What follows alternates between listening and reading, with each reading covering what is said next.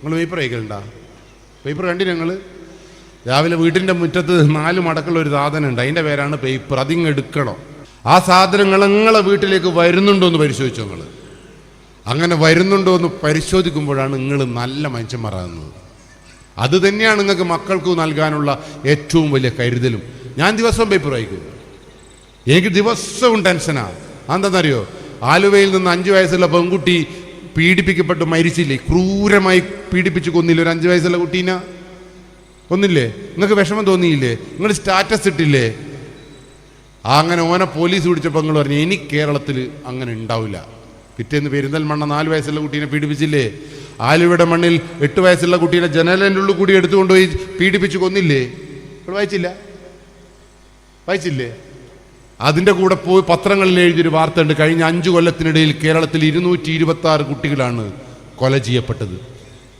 അറിയോ നിങ്ങൾ? നിങ്ങൾക്ക് എന്തെങ്കിലും കൂസലുണ്ട്? ഇത് ഞാൻ പറഞ്ഞിട്ട് നിങ്ങൾക്ക് എന്തെങ്കിലും കൂസലുണ്ടാ?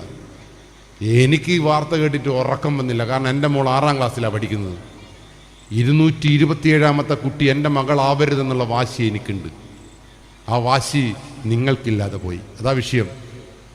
എൻ്റെ മക്കൾ അങ്ങനെ ക്രൂരമായി കൊല ചെയ്യപ്പെടുന്നത് എനിക്ക് വിശ്വസിക്കാനേ പറ്റൂല, എനിക്കത് ഉൾക്കൊള്ളാനേ പറ്റൂല. അതുകൊണ്ട് ആ കൊല ചെയ്യപ്പെടാതിരിക്കാൻ എൻ്റെ കുട്ടിയെ ഈ പ്രതിരോധം പഠിപ്പിക്കാൻ ഞാൻ തയ്യാറാവേണ്ടേ?